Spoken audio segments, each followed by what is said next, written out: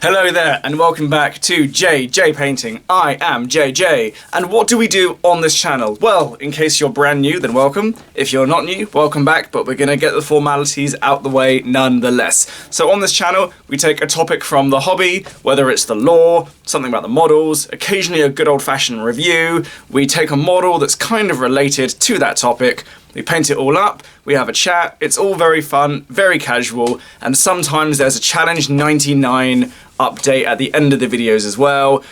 If you're wondering what Challenge 99 is, then go back and watch some of my old videos called Challenge 99 and you'll learn all about it. But in any case, today what we're doing is we're talking about the old metal models. Now, I've painted a few metal models over the years. In fact, I had entire armies that were mostly metal way back in the day when I was a much younger person. You know, as I used to be.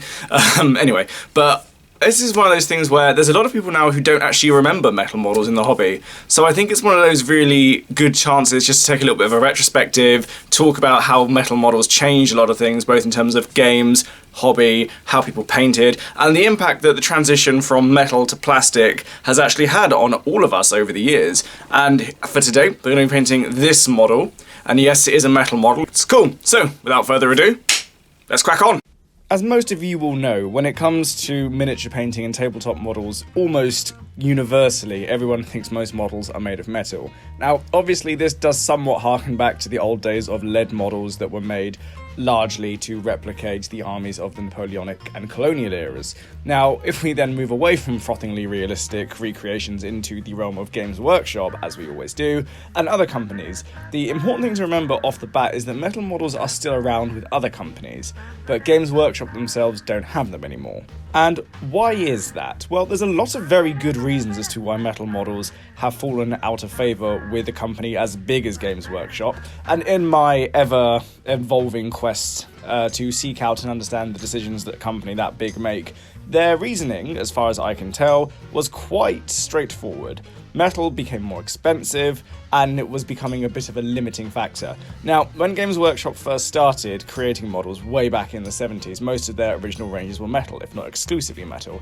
And I don't believe it was until the 1980s that they started to see plastic models. If any of you know for certain, then please let me know below, because my ability to research this has been somewhat hampered, and as there's not much data available on it. But what I can say with absolute certainty is this: metal models were cheaper to make, the molds were easier to create, and it was much easier to reproduce them on a massive scale. Now, this was true in the 70s and the 80s, not so much in the modern day, and it's likely that the metal models themselves probably would have been phased out a little bit earlier, if it wasn't, interestingly enough, for the Middle-earth games that came around, so The Lord of the Rings, and to a degree The Hobbit, although I do believe that by the time The Hobbit came around, the transition to plastic had mostly been made.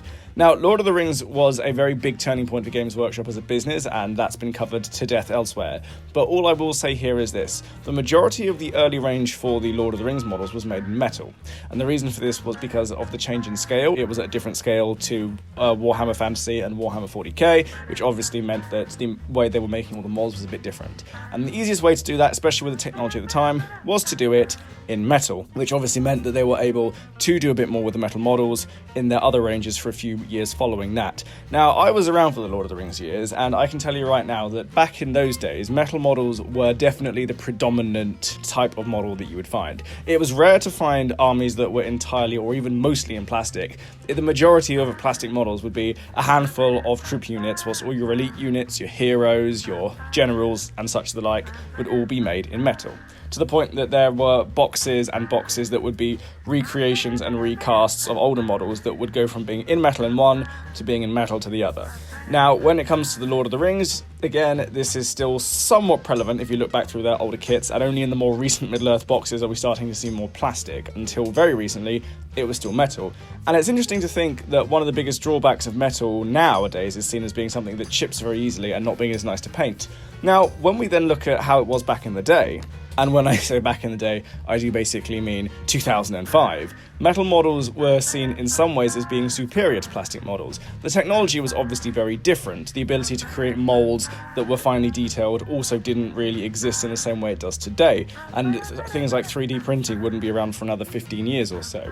Now, what this also means is that everything was far more analog, there was far more sculpting going into it, there was far less digitization of the technology. Now, you'll have to forgive the dense academic jargon, but this is just to set us all up on a very specific course.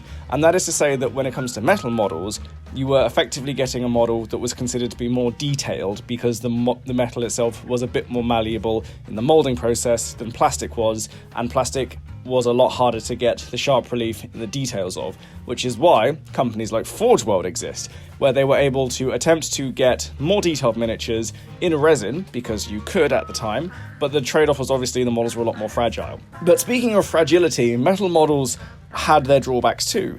For one thing, they were much heavier, and anyone who ever had armies that were pre-2005 will be able to remember this, where you would have models that were made exclusively of metal.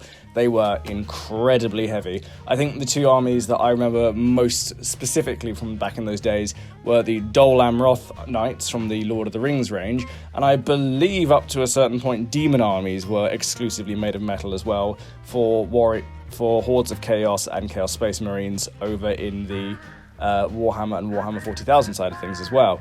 Now, if we then go another step forward with this to even just a few years ago, well, I say a few, still about 15 years ago from today, so 2008, models were still primarily made of metal, but plastic kits were starting to catch up. Now, one of the reasons for this, obviously, is that plastic was becoming easier to work with and the digitization of the molding techniques became a bit more straightforward. But on top of that, the other thing to remember with metal models is that their drawbacks not only were their weight, but you were also hampered by the fact that metal models simply weren't as versatile as plastic models. Now, even say if a plastic model breaks, even a very slim part can still be repaired with a decent bit of plastic glue because of how the adhesive works. However, with a metal model, once certain components break, that's the end of the model. Now, again, if anyone remembers things like particularly thin spears and swords and axe heads and things like that that broke off, they were never going back on again, ever. If you wanted to put them back on again, you were effectively having to pin it back in place. Now, this obviously did mean that there were lots of very interesting conversions and green stuff and sculpts and things using plasticard from various people within the hobby that did some quite good work. And I do think that with metal models being supplanted by plastic models, a little bit of that is lost. Maybe not to the extent people thought it would be, but definitely as plastic models have gotten nicer, there's a slightly overall lower level of people sculpting and converting and creating their own kits. And then, of course, this raises the really interesting about the conversion conversation. Now, people talk about model conversions in a number of different ways. Some people think that kit bashing and conversions are separate things. I'm a bit more in the middle. If you're simply taking a power sword from one kit, from a Space Marine, and giving it to another Space Marine from another kit, that's not really a conversion, that's a kit bash. But on the other hand, you can now use multiple kits in order to create whole new models. And I think in many ways this is one of the more interesting and more nuanced conversations within the hobby today, or certainly more nuanced than a lot of people would realise. When we talk about old metal kits, the old metal kits were conversions. You'd have to cut things up, green stuff other things into place, build whole new components out of plasticard or out of copper wire.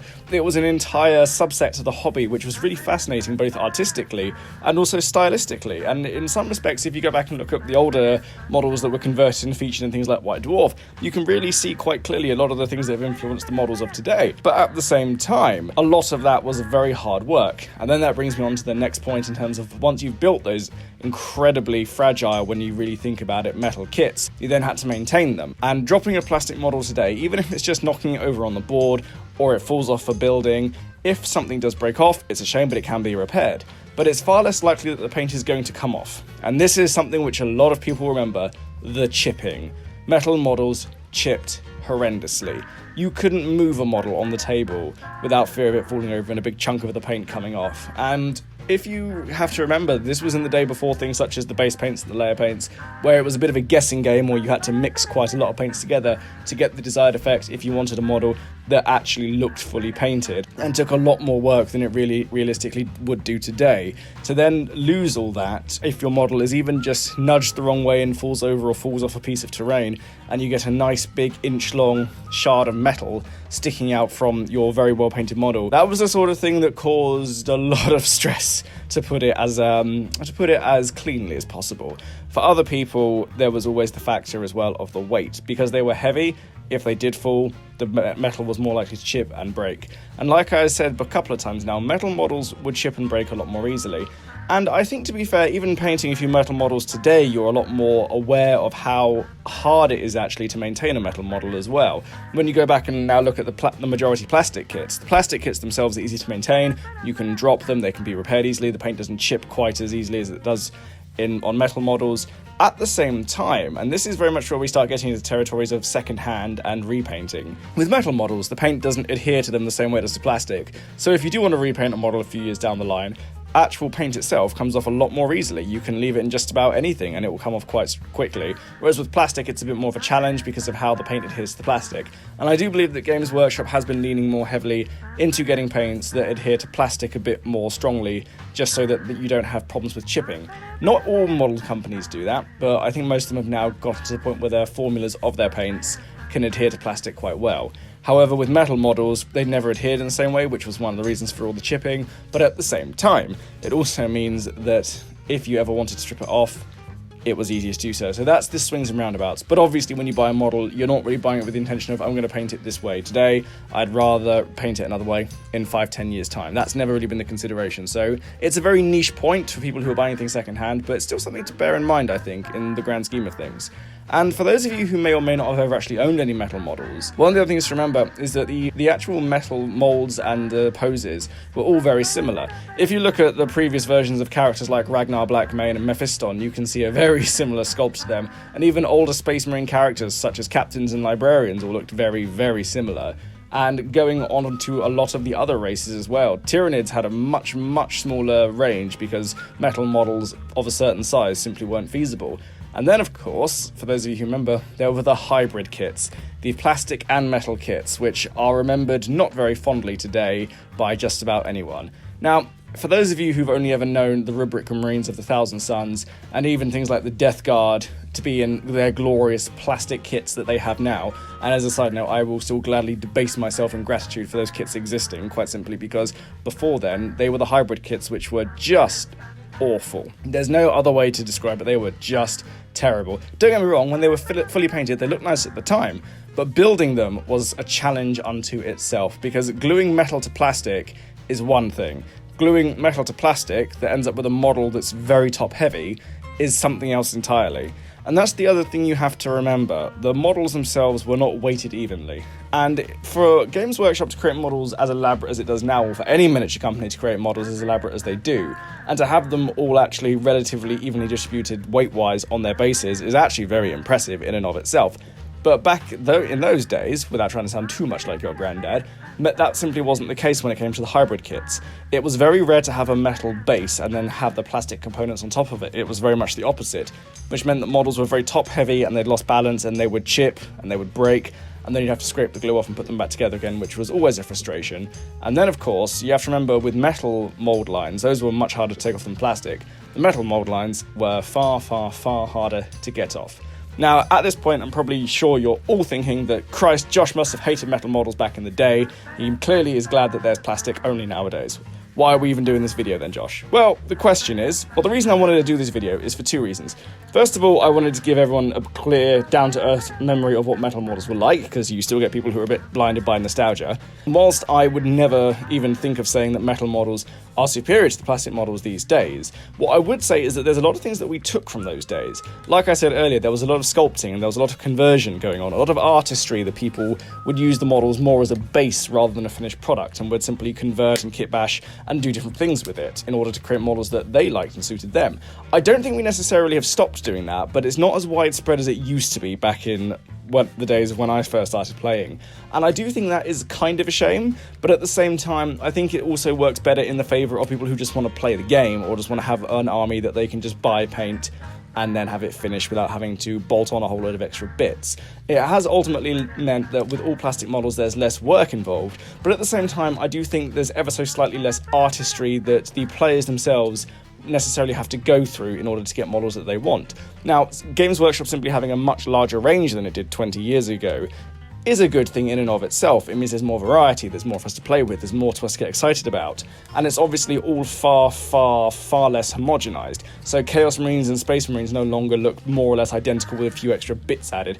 Dark Eldar and Eldar no longer look like they're very much from the same source, with just slightly different spikes in different areas. And Tyranids and Orcs and Necrons have all become far more dynamic and far more interesting. And over on the fantasy side of things, well, most of the fantasy models simply didn't make the transition to Age of Sigmar, which is not necessarily a bad thing.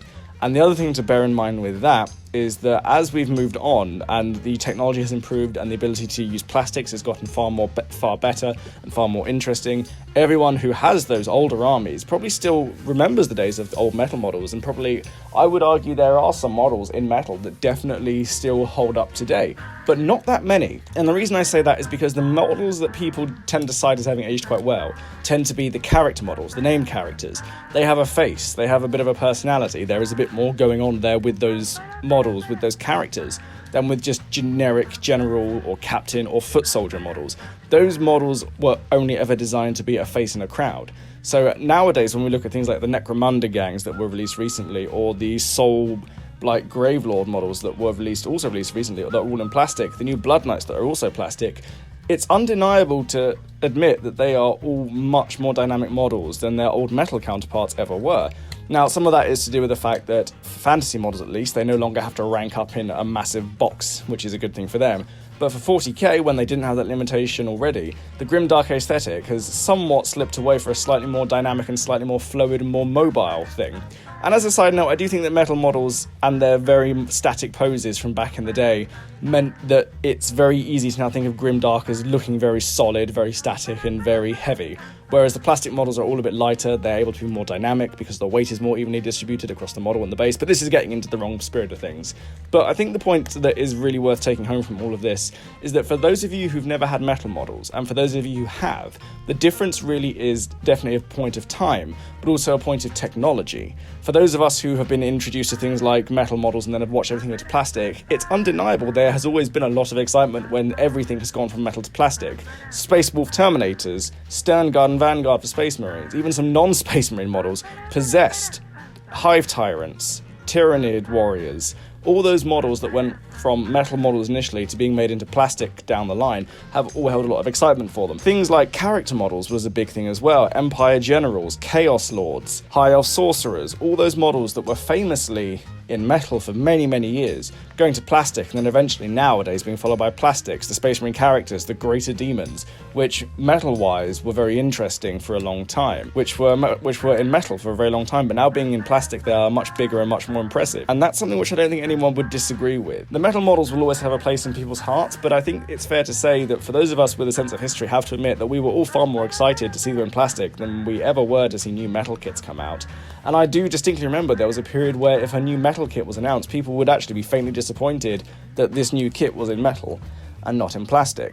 But to conclude for today, I think it's probably worth remembering that when you have a sense of history of the metal models, it's very hard to then immediately want to let go of them. Some of them were very nice models and do still hold up, like I said, but for those people who've never had metal models or have had very few metal models, you're probably far less fussed about them and are probably a little bit more happy to see things coming out almost exclusively in plastic these days. And then, of course, there was Finecast for a little while. Now, I'm not going to sit here and say that Finecast was a good thing. I will say I will understand why it happened as a transitional thing and why some models are still in Finecast rather, even now, nearly 10 years later, we all would have expected it to be gone. But this isn't a resin versus plastic conversation, this is very much metal and the history of how those models have changed. But it's worth mentioning here at the end as well about the Finecast period. But when we then think about how those models changed, it's undeniable again to talk about the sturdiness of the new plastic models, the quality of the plastic models of today. And whilst metal was very much the basis upon which all of those models were built, it's very interesting to now look back and think to ourselves that this was the majority of what some of our armies were made from back in the day. And I very much feel that we've come a long way in terms of having plastic models that can be nicer and can be far more interesting to look at than metal models were. And knowing now that it's going to be plastic all the way, in some respects makes it a little bit easier, I think, for people to get into the hobby because there's not a weight problem anymore. And the absolute last thing I want to say on this topic is this. Metal models had their place in history, and I think for those people who remember holding a metal model, feeling the weight of it in their hands, if it was a character, if it was a demon, if it was a monster, that model very much felt like it had a bit of status and a bit of strength just from the way you held it. It literally felt heavier. It hadn't literally felt like it had more gravitas to it. But that was very much the weight of the models. Looking at newer plastic models today, which were very much inspired and built off of those models, you have to remember that they now also hold that weight, even if it isn't in your hand, but very much in their look, their aesthetic, their dynamic. And that wouldn't have happened without the old metal models. So I would say that the legacy of metal models still lives on, even if it isn't in the same material. But it's definitely in the same weight of feeling it has when you hold those models. And that's something which can't be taken away. But in any case, I always want to hear from you guys below. Let me know your thoughts. Do you think metal models going away was the biggest tragedy to ever strike Games Workshop? Are you happy to see plastic models? Would you rather have all metal armies again? Or are you happy having all plastic armies and only ever want plastic models from this point forward? Let me know your thoughts. I look forward to hearing from you. So, those are my thoughts about the history of metal models, or at least how metal modelling has changed things over the years. But let me know your thoughts below, as I always say, and honestly, do let me know, because I'm curious to know what you guys are, and if any of you out there have never actually had any metal models, or joined the hobby after metal models were phased out, let me know what you think of the idea of having entire armies made of metal. So thank you all very much for watching. If you go down below, like, subscribe, comment, all that good YouTube shilly stuff. Goodbye, and have a lovely day.